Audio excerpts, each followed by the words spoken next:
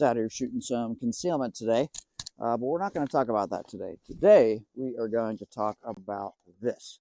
This is my 14.5 BCM Mark II, my jack of all trades, master of none. Let's get into it.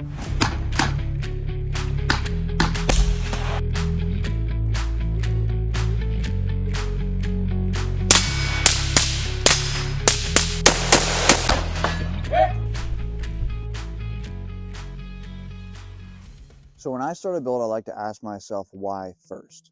And the why for this one was basically I saw gaps in my capabilities with the rifle that I currently had.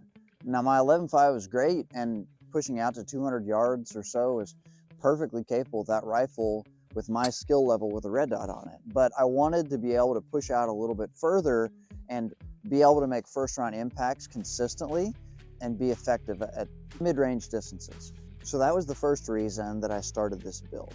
The second one was I was moving to a more rural area with much more wide open spaces. It wasn't near as urban as where I was living before.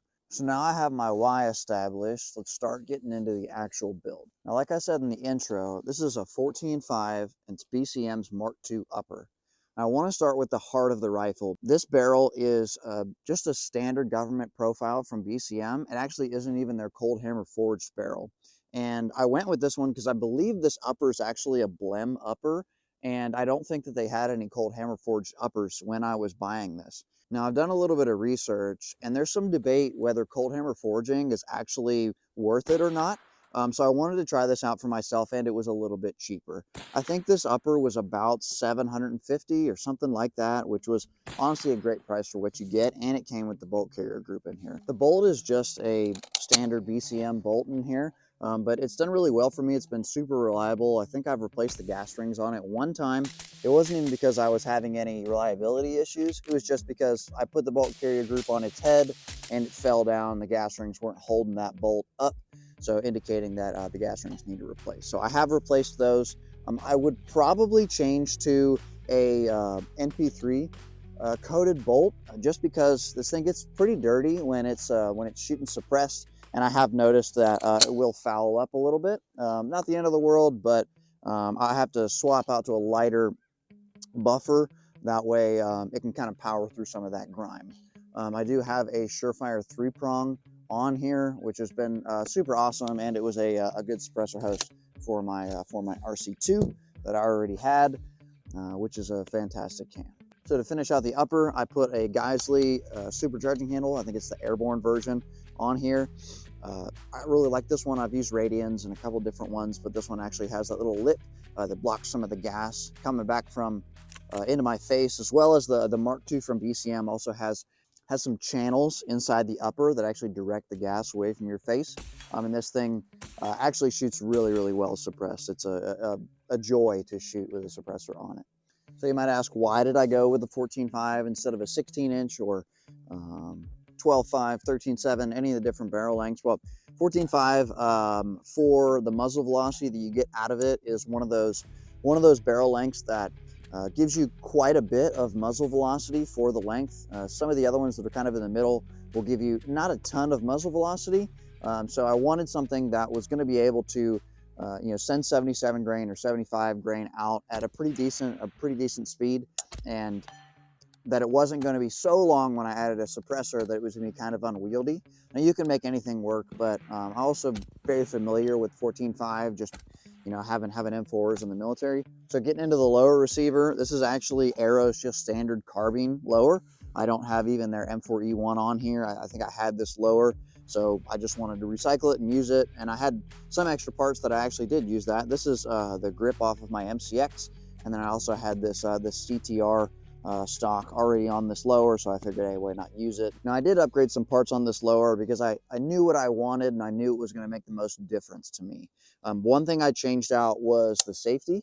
Mil-spec safeties are totally fine. There's nothing wrong with them whatsoever at all, but I really like a snappy safety, and I'm a 90-degree kind of throw kind of guy, and this Geisley Posi snap is just, you hear that? It's so snaps right in. I love it. I just got to put a little bit of pressure into it, and then it snaps right down into that off safe position.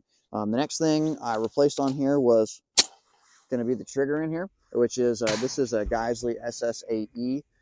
This trigger is absolutely fantastic. I just wanted a little bit of a better trigger so that, you know, those 500-yard shots were a little bit easier to make, give me a little bit of room for air.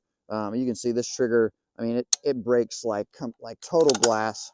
Let's take this mag out. This trigger breaks like glass. It's probably, I think they say 3.5 pounds or something like that. At this point, it's probably got 5,000 rounds or so through it, so it feels pretty light.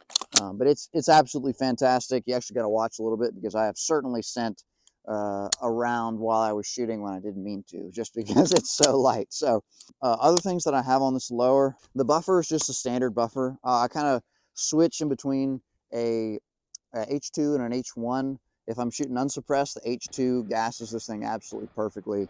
And then if I'm shooting suppressed, I'll go to that H1 just so it can power through a little bit of that grime. I've had some failure to go all the way back into batteries when I'm using that H2 when I'm shooting a bunch suppressed. So now we'll move into the sighting systems that I have on here. This is the Night Force Attacker 1-8 with the DMX reticle in mils. And this has been a super fantastic scope on here. I really, really dig it. It has a pretty good 1x performance. It's not like a red dot. I don't think any LPVO really is, although the 1-6s from Vortex are pretty solid, actually, especially on 1x. But this is a first focal plane optic. It has, you know, cap turrets. The illumination's really, really good on it. It's pretty darn bright, and the reticle on here is part of the reason that I picked it. It's got a nice tree on it that's not too busy, and then when you dial into 1x, it actually shrinks all of that down, obviously, because it's a first focal plane. It turns the semicircle that's illuminated basically into just a dot. So it actually really works well. I have not used it a ton on 1x because I ended up putting a red dot on top just for night vision use. We'll talk about that in a second. The 8x performance on this, the glass is incredibly clear. I have not seen a ton of other LPVOs that can really match the glass quality that Night Force has, especially on their attacker lines. Made shooting at these mid-range distances with this rifle with, you know, not a 16 or an 18 or a 20-inch barrel, quite a bit easier. So I've definitely appreciated that, and I really like this LPVO a lot. Moving up, this is actually just a Holosun 403R. I got it off of Amazon, and it was pretty cheap. I think it was like 150 bucks. But it works super well. It is kind of like a secondary sighting system for me. But the night vision performance out of it's not bad. Honestly, for what you get, it's really, really not bad. And this rifle's been frozen to the ground. It's been, you know, thrown into barrels, knocked over, and it actually has not lost zero. So I'm super pleased with this. Takes the same battery as my attacker. Can't go wrong there. Honestly, I will probably put this red dot on a couple other things that I need dots on, just because it's cheap, it's easy, and it works. On the front, I have, this is a Somo Gear end gall. It's not a real one. I wanted to try this out because at the time, Holosun hadn't come out with the Iris. The kind of civilian market was kind of crappy with what they had for laser aiming modules. So I wanted to try the end gall. I liked the fact that it had a metal body. It has come on and off out of this rifle quite a few times, so I won't be too hard on it holding zero. However, I will say I've probably had it on here for 500 to 700 rounds at a time without taking it off. And if there was zero shift, it was very, very minimal. You know, we're talking maybe a couple inches one way or another, but it's been actually really solid. The illuminator and the laser on here are crazy powerful. Too powerful, actually. So I ended up buying a couple different things for this laser to make it a little bit more usable. So the diffusers on the front of this thing are actually, they're real end gall diffusers, because the ones that came with this one, I think they've changed it now, but at the time they were just caps. They didn't actually let any light through. And then I actually have a real end gall little battery, I don't know what you want to call it, but a little battery lanyard on there, because the one that comes with it just gets twisted up and it's a super big pain to deal with. But I actually have the pressure pad from it. It's worked fine for me. It's very bright, like I said, and yeah, I maybe wouldn't go to war with it, you know, but just for training and for the range, it works really well. Oh, and the mount that is on the attacker is a Badger Ordnance. This is their COM, and it's in their 1.7-inch height. I wanted it high enough that I could get over top of my laser and over my pressure pads there. And it's a nice height. It definitely doesn't make me crouch my head down a ton when I'm shooting, but just enough that I can get a really good nice cheek weld on it. Yeah, it's been a really nice mount. It's not QD or anything, but this scope basically lives on this rifle, so it's not a big deal. It does not come loose. I have witness marked everything. It's been super solid, and this is also a Badger top dot mount up here, which again has been super solid. I don't think you can go wrong with getting a Badger. So now I'm going to go over just some attachments and ergonomics I've put on this rifle. This is a Surefire 340 DFT Pro. The Pro just has the nice kind of swivel mount, which I have on my other rifle, which has been really nice, actually. It lends it to get it really close to the actual, which it's actually bent in a little bit here. Really close to the rail. I have not had a super big issue with them moving around, and even if it does, I tighten them down so much that I can usually bend them back out, and then it's really not a big deal, or not bend, but swivel it back out. This is the turbo, and honestly, this turbo, dude, the turbo is the way to go. This light is fantastic. It is super powerful. Even in the daytime, I mean, it's very nice. I have used it, at 5 yards, 3 yards inside of buildings, inside shoe houses, and I've also used it, all the way out to probably a couple 100 yards or so, or distances where you can actually use a weapon-mounted light.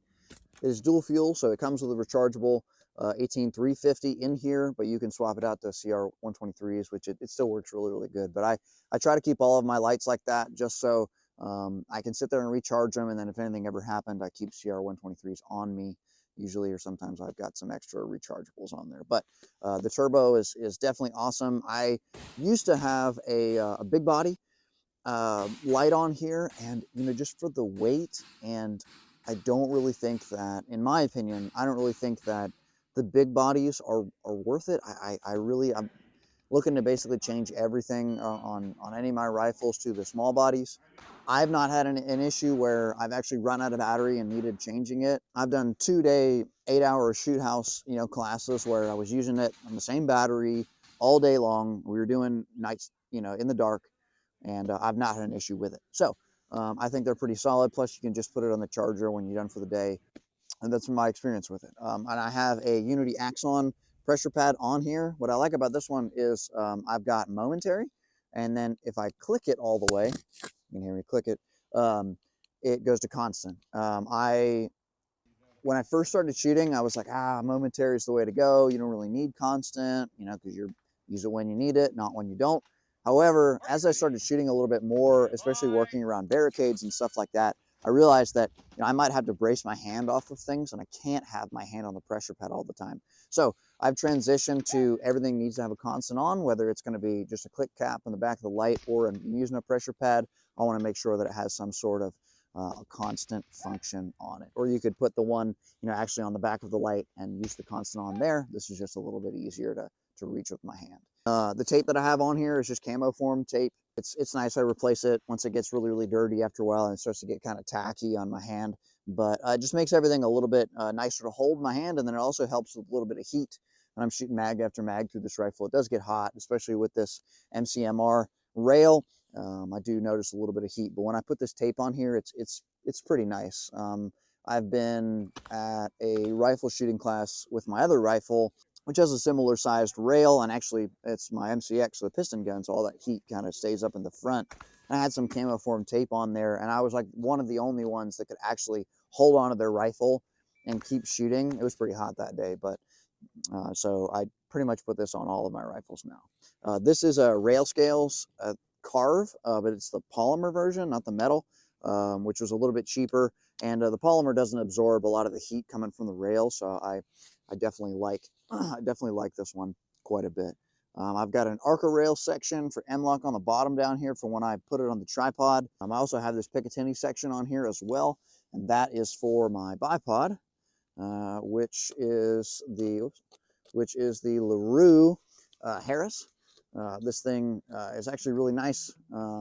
It's a little bit more expensive than a regular Harris, However, it has this pretty sweet dial in the back that is really easy to adjust to get that kind of cant in the rifle, and then you can just tighten it up to get it to stop. But it has a QD, and that was the biggest thing for me.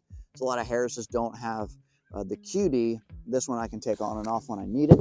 It makes the rifle a lot less heavy, at least especially on the front end. I've got 2 kill flashes on the front here, both from 100 Concepts. This is their Scope Cap Pro, I believe. So it's got a cap and also the kill flash on there, and then just the kill flash on the red dot on the top. I took the one off on the back because I ended up finding that when I was adjusting the magnification, it would get a little bit kind of in the way, and just the standard Night Force scope caps work pretty well on there. And then moving back, I've got a bad lever on here, which if you haven't used them, they are really nice, especially if you know, you're working at night or doing anything like that. I don't have to, you know, do this weird kind of put my hand here to lock the bolt back or do anything like that. I can literally just push up, lock that bolt back, and then when I'm doing an actual reload, I can just get it up in there and then drop the bolt, get my hand back on the gun, and start shooting again. So that's super nice. I will probably be putting that on a lot of future rifles. And you guys have probably noticed on here that I have this kind of dope ranging card. This is from Sobchak Security, and it's really cool actually. It's got all of the different objects that you may see just out in the world out there, and then you can get it either from Mills or MOA. And I have a couple of these actually, but it's got all of the measurements in mils for me to use my reticle to be able to range on the fly and not have to use a laser, not have to use a rangefinder to actually get those distances, which is certainly a worry today. Specifically, they've been having issues with that in Ukraine. They're using laser rangefinders, or they're not using active aiming on laser aiming modules because everybody's got night vision now.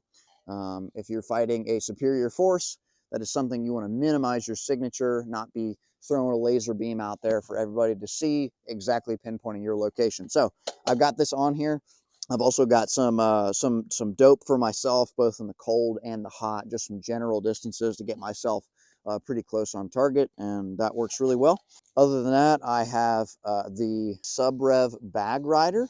This thing is pretty cool, and it just, you know, gives my my stock a little bit of a flat place to lay on the bag when I'm shooting prone. Just something I wanted to throw on there. It was cheap. Works really well. I would definitely recommend it. And then the sling that I have on here is actually from Adaptive Defense. It's Lucas Botkin's new company. I'm trying out his carbine sling because I had the Edgar Sherman on here, which was a good sling, but it didn't have any padding at all. And this riding on your neck, you know, all day long is not the most comfortable thing. So I'm trying out his sling. I do like it. It's definitely nice. It's got a little bit of padding on here, but not a ton of bulk, so that's pretty cool. And then it's got the kind of standard loop adjustment that the old TUX sling had, which was nice. Actually, I like it quite a bit. So yeah, this is the whole build. I love this rifle.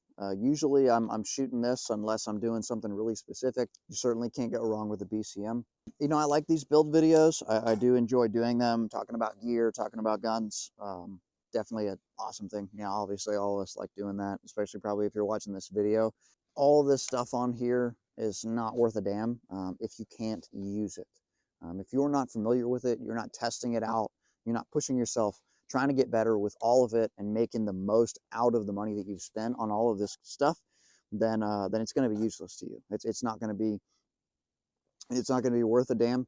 As been said a ton of times, I would much rather take the guy with the cheap Palmetto that's on an Anderson lower, that knows how to use it, that can put first round impacts on targets up to 500 yards, you know, 400, 300, whatever the distances are, than somebody who's got a Noveske, you know, that, you know, shoots at 25 yards with the rifle, can't hit anything past 100 yards. So, this stuff's super cool. But get out there and make sure that you guys are training with your stuff. Get there and use your rifles. Shoot some two-gun matches with it. I've had a ton of fun shooting this thing at PCSL, which I believe is at the 250 yards or 200 yards or so, which is an awesome distance to utilize your rifle with working both that balance of speed and accuracy. Can't get away with quite as much, but it's not too far away that you can still work some of that speed. I'm actually going to go shoot there's a 2-gun match in Alabama called the Warriors Shootout in March that I'm going to go shoot. And I'm probably going to take this unsuppressed just to make it a little bit lighter. And that's going to be super fun. I'm pretty pumped about that. And this rifle's been awesome for me. I've actually been really impressed with the barrel out of this thing. It not being the Cold Hammer forged barrel, it's probably got it right around about 5,000 rounds, maybe a little bit below on this actual rifle, and it can still hold, you know, a 1.1, if not maybe 1.2 at the max, with good ammo at 100 yards, which is for me, out of a 14.5, you know, with that round count on it, I'm very, very impressed with this thing. I hope you enjoyed checking out my BCM with me. You guys keep an eye on the world, keep an eye on your communities, what's going on around you. If you were impacted by this snowstorm recently, I hope that hope you guys are doing all right. Have you got some friends or neighbors to come help you out if you need it? Stay tuned to the channel. I got some very cool videos that I want to make on some stuff. It's going to be awesome. I'm really pumped about it, and I got some collabs I'm doing with a couple people, really, really good people that I can't recommend enough. Subscribe. We're almost at 1,000 subs. Thank you guys so much. I am super pumped about we've gotten, you know, 250 subs like per month since I started this, which is way faster than I ever thought that this was going to go. So I really appreciate you guys staying with me, checking me out, you know, clicking on my thumbnail. I'm trying to make these videos good for you guys and informational. Try to get better at talking on camera. Still kind of a new thing for me. I'm getting hopefully a little bit better. Hopefully you guys have noticed that I've gotten a little bit better. It's weird to think that, you know, 1,000 people, 2,000, 5,000 people are watching some of these videos of me just talking here down at the range or up in my garage. So I just wanted to say thank you, and peace.